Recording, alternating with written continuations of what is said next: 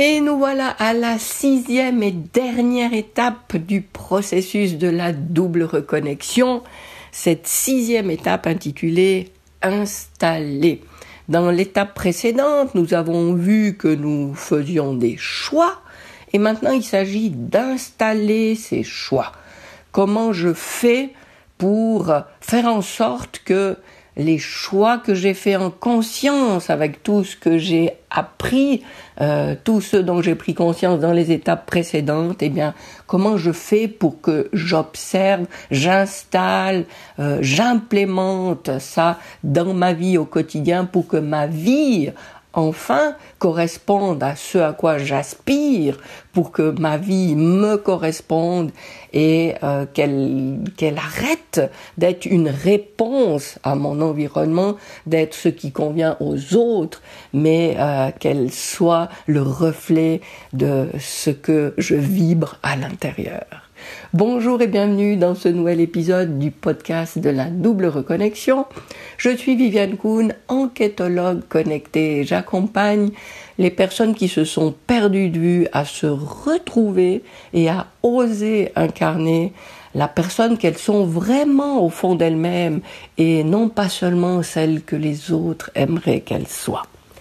Alors dans ce 6e et dernier stade, on va dire, du processus de la double reconnexion, on va installer les choix que nous avons faits. Et comment on fait ça pour installer des choix faits en conscience dans notre vie ? Déjà en choisissant l'énergie qui est la nôtre. Dans l'accompagnement, je vais te parler d'archétypes, de différents archétypes. C'est quoi un archétype ? En fait, c'est un petit peu des grands traits de caractère que nous avons tous, que nous sommes tous selon les moments, et nous sommes tous à un moment donné plutôt comme ça, à d'autres moments selon ce qui nous arrive plutôt comme ça et tout. Et quand nous prenons conscience de ces changements d'énergie, nous pouvons décider, choisir, installer en nous l'énergie de celle que nous voulons être.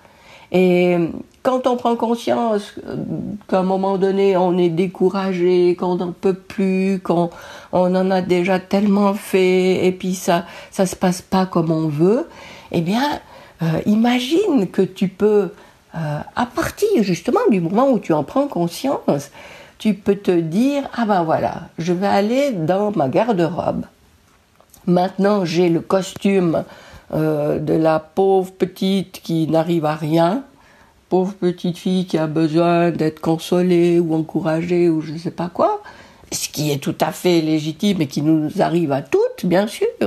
Mais maintenant que tu le sais, tu vas dans cette garde-robe et tu enfiles le costume de quelqu'un d'autre. Ça ne veut pas dire que tu portes un masque, non. Ça veut dire que ces costumes, ils sont en toi. Ce sont tous des facettes de toi. Mais si tu repenses à ce Y qu'on a vu dans l'épisode précédent, quand on est dans certains costumes, on a tendance à prendre la branche de droite et à tourner en rond et à rester dans cet état. Alors qu'à partir du moment où tu prends conscience que tu es dans cet état, tu prends conscience que tu peux être dans tous les états que tu veux. Donc l'idée de cette garde-robe, c'est pas d'aller porter un masque pour cacher celle que tu es maintenant et que tu ne veux pas voir. Non. Dans un premier temps, tu en as pris conscience. Ça veut dire que tu as accueilli que tu étais comme ça. Il n'y a pas de souci. Il n'y a même pas de souci à vouloir rester dans cet état si tu le souhaites. Mais puisque tu sais que tu peux transmuter ça, que tu peux transformer l'énergie qui est en toi maintenant, pas en te travestissant, mais juste en activant une autre facette de toi. C'est dans ce sens-là l'idée du costume. Tu vas dans ta garde-robe et puis tu dis « Ok, c'est vrai que ouais, je peux être comme ça, découragé et tout, Mais maintenant, j'ai envie de jouer à celle qui est capable de tout, celle qui peut tout, celle qui a un enthousiasme énorme pour ce qu'elle est en train de vouloir atteindre. Et puis tu enfiles ce costume-là. Et puis tout change en toi. Tu vas changer déjà de posture, tu vas changer de respiration et tu vas avancer dans un état où rien ne pourra te résister. Alors qu'avant, tu étais dans un état où tu entretenais cette fragilité, cette incapacité. Mais encore une fois, il ne s'agit pas d'un jugement de valeur, prends-le comme un jeu. Tu observes que tu es comme ça. Est-ce que tu as envie de rester comme ça parce que c'est comme ça que tu veux être aujourd'hui? Ou bien tu sais que tu peux justement enfiler un autre costume et tu vas expérimenter autre chose. Et ça se fait tac, dans un claquement de doigts, puisque c'est toi qui as la possibilité d'activer cet autre archétype qui est en toi. Et l'idée à retenir, c'est quand j'observe que je suis comme ça, je ne suis pas condamnée à rester comme ça. J'observe, ça veut dire que j'accueille et ça veut dire que j'ai le choix. Est-ce que là, tout de suite, je veux passer à autre chose ou pas? Donc, la description de différents archétypes te permet, et j'en parle bien sûr plus en détail dans Destination à double reconnexion, te permet de prendre conscience de ces facettes de toi.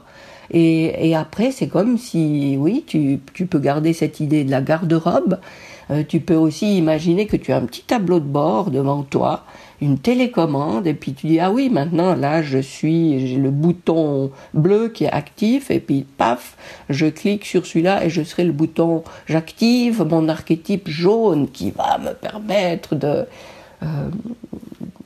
laisser s'exprimer ma puissance dans ce que je veux faire là, je veux être là.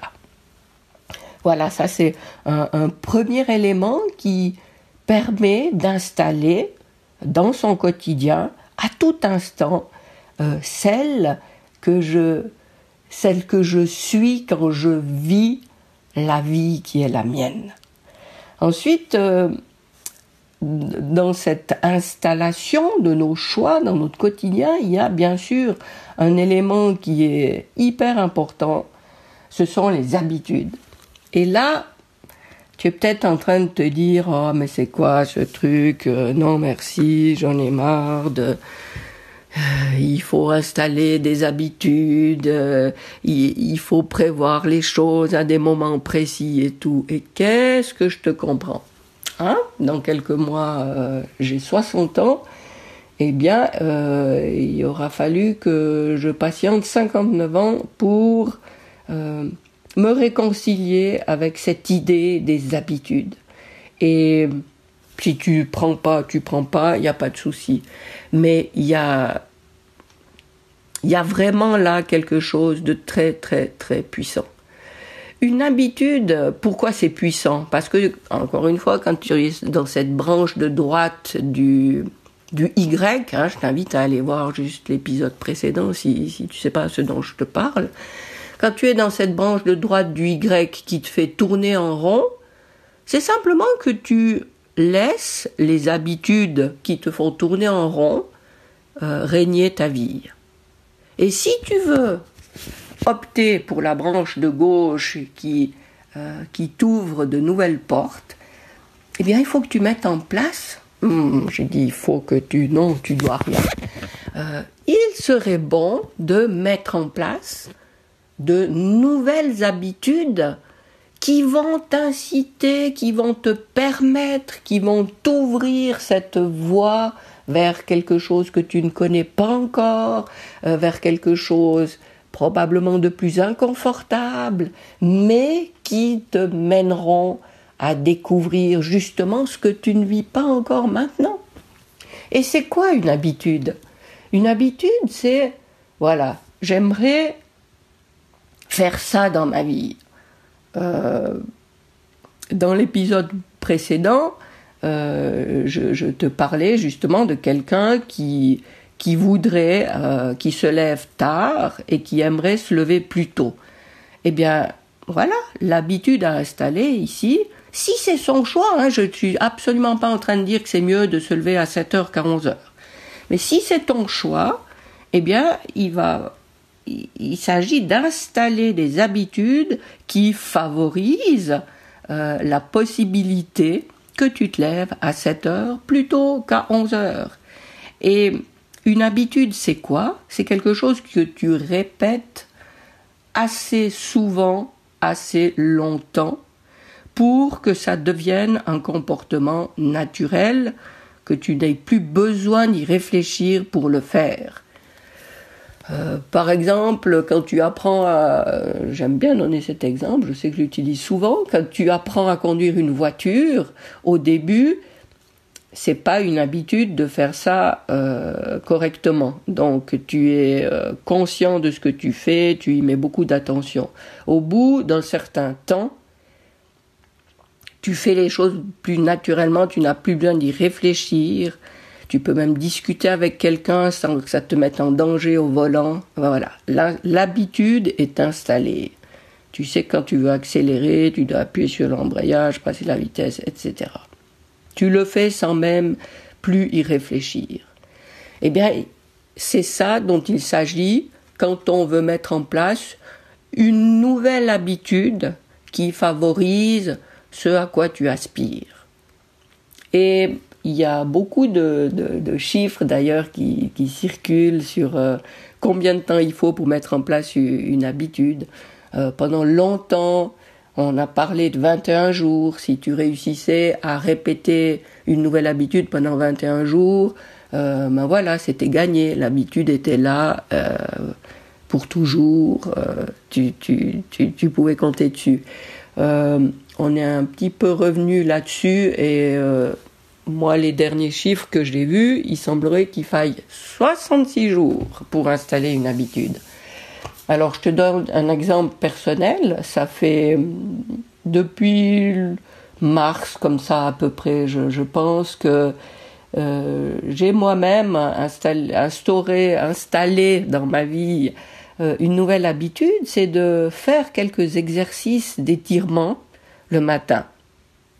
C'est une des premières choses que je fais le matin. Et même si c'est pas la première chose que je fais, je sais que je ne bouclerai pas ma journée sans l'avoir fait. Ça, c'est clair. Et c'est juste une petite série d'étirements, en fait. Je fais la salutation au soleil une fois de chaque côté. C'est vraiment pas grand-chose, mais je le fais. Et comme je disais, je crois que j'ai commencé en mars. Et je pense qu'il m'a même fallu plus que 66 jours pour que vraiment je puisse me dire, voilà, maintenant ça fait partie de ma vie. Alors, dernièrement, par exemple, j'étais en déplacement, j'étais à l'hôtel. Alors, mon environnement était différent. C'est vrai que le premier jour, j'ai complètement oublié, ça m'est pas venu à l'esprit, mais parce que ma routine était complètement changée, donc mon environnement, tout, enfin, justement, j'ai pas retrouvé ma routine qui m'amenait à le faire, puisque j'étais dans une autre ville, dans un hôtel, voilà. Ça illustre très bien que c'est une habitude que maintenant j'ai intégrée, puisque il suffit que je change mon cadre dans lequel l'habitude est implantée pour l'oublier. Ça veut dire que je réfléchis même plus pour le faire. Et quand tout change autour de moi, eh bien oui, je dois remettre de la conscience pour y penser parce que ça fait pas partie de la routine d'un autre environnement. Voilà. Alors, les habitudes, même si on peut considérer comme un gros mot au début, moi vraiment j'aimais pas du tout entendre parler de ça. Je considérais en fait que c'était pour les gens faibles qui n'étaient pas capables de faire les choses quand quand il fallait les faire, et puis qu'en fait il suffisait de savoir qu'on allait les faire pour les faire. Et puis après je me suis rendu compte que j'étais souvent dans cette catégorie de gens faibles, puisque que je jugeais faibles, puisque moi-même je n'arrivais pas à répéter des habitudes que j'aurais voulu avoir sans me plier à cette régularité, à cette persévérance. Donc oui, une habitude qu'on veut mettre en place, encore une fois, pour nous permettre d'avoir une vie qui soit celle que je vise, et non plus celle qui est là maintenant et où j'ai l'impression parfois de tourner en rond, eh bien, le passage de l'installation des habitudes, et c'est d'ailleurs pour ça que j'ai appelé cette dernière étape installer, parce qu'il s'agit vraiment de ça, c'est moi qui peux installer dans ma vie ce que je choisis d'y mettre pour qu'elle soit celle que je choisis.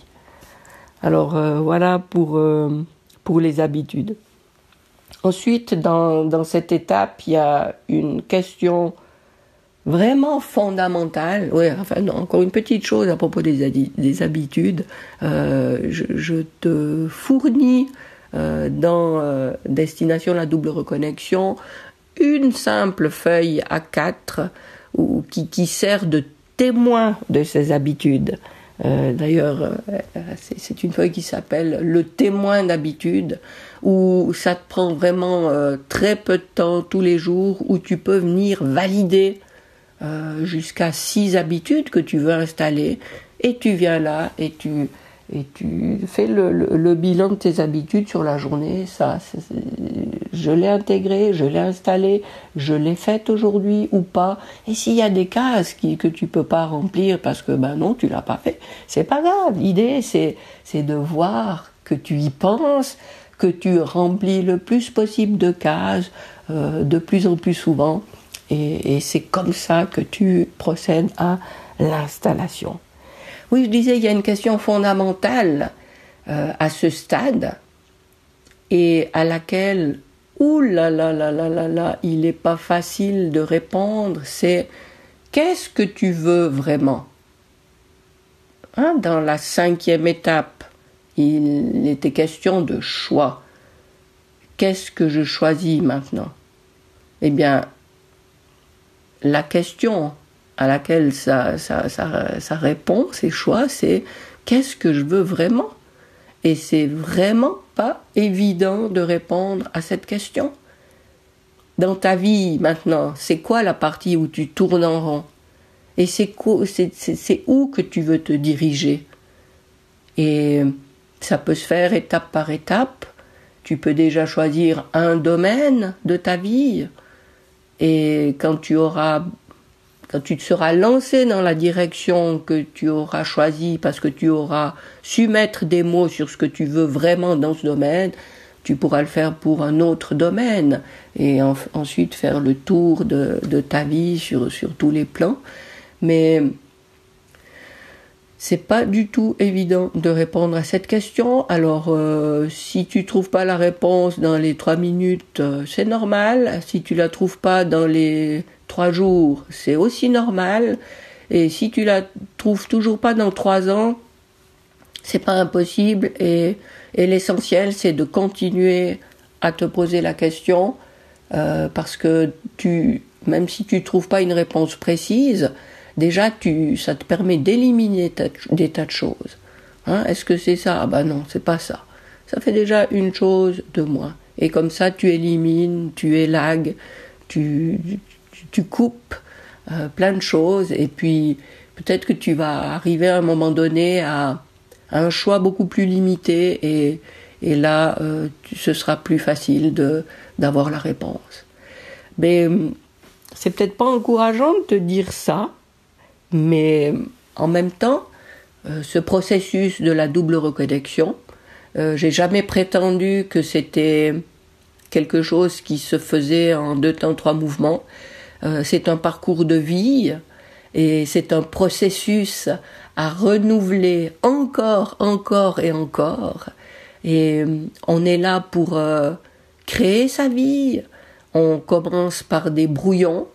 On fait d'abord des esquisses, quelque chose qui correspond pas exactement. Et plus on renouvelle, plus on refait un circuit, on s'approche de quelque chose de tangible qui correspond à ce qu'on voulait, et plus on peut observer concrètement qu'il y a des choses qui se mettent en place, eh bien c'est vraiment un cercle vertueux, et on va de plus en plus affiner, de plus en plus se réconcilier, de plus en plus s'autoriser, et de plus en plus se comprendre et s'aimer.